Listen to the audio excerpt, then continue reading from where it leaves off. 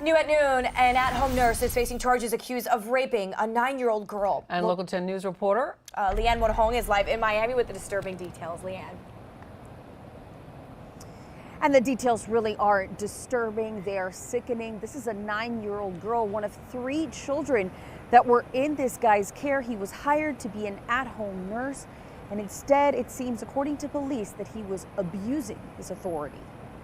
Good morning, sir. So you were being charged with sexual battery and false imprisonment. 45-year-old Jermaine Cheatham is accused of doing the unthinkable. The hired at-home nurse is charged with sexual battery on a minor and false imprisonment after allegedly raping a 9-year-old girl. Cheatham was seen shaking his head in court as portions of his arrest form were read aloud. So these are horrific allegations. The arrest form says Cheatham was at a home caring for a 3-year-old with special needs, along with her 9-year-old sister and 11-year-old brother.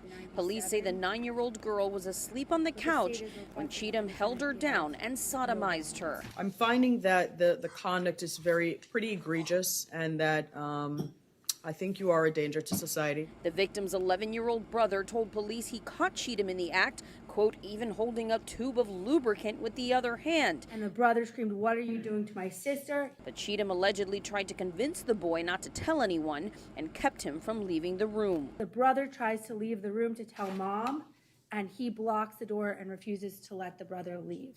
Police say Cheatham was arrested and denies the allegations against him. He is currently being held behind bars. I'm also going to do a stay-away order from all minors. No contact with any minors, unsupervised whatsoever. Cheatham is not getting out of jail anytime soon. The judge ordered him held without bond. Live in Miami, Leanne Morhong, Local 10 News.